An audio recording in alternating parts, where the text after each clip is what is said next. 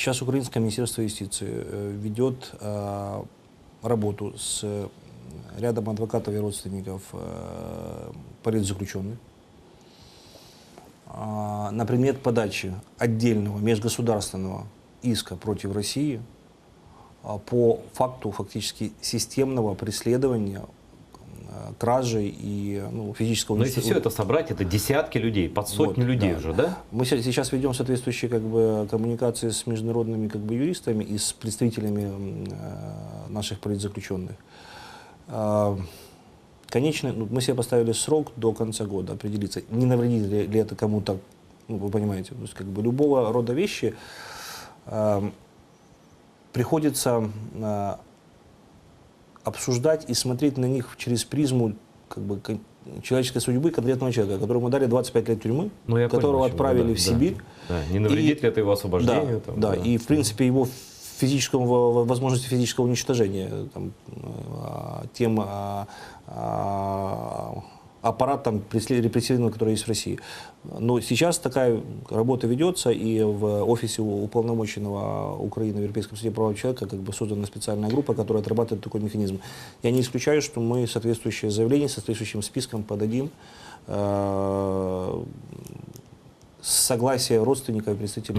Я думаю, если кто-то и откажется, то большинство согласится, потому что им нужно спасать своих родственников. Очень важно, чтобы была но это же обратная будет, я не знаю, я опять не юрист, вы юрист, вам виднее, но это, мне кажется, сильнее подать большой общий какой-то иск, чем по отдельности все размазывается. Есть индивидуальные жалобы конкретных заключенных, Клыха, Карпюка, других заключенных. А межгосударственный иск, он, конечно, будет системнее и сильнее. Почему? Потому что мы показываем, что система правосудия Российской Федерации, которая преследует конкретных украинских граждан, не имеет целью доказывания учинения ими уголовных преступлений. Они преследуются только по одному признаку, по признаку гражданства другого государства.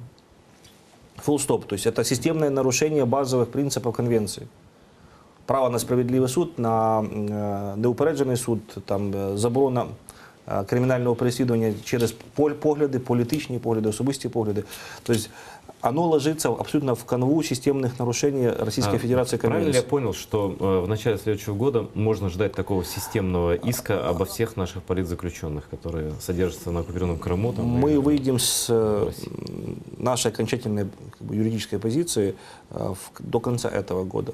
То есть, еще раз говорю, единственный момент, который сейчас остался, который мы ведем дискуссию внутри, в том числе с адвокатами, в первую очередь с адвокатами и родственниками наших политзаключенных, риски, чтобы не навредить, условно говоря, понимаете, то есть когда идет такое межгосударственное заявление, да, это сильный ход с точки зрения юридических вещей.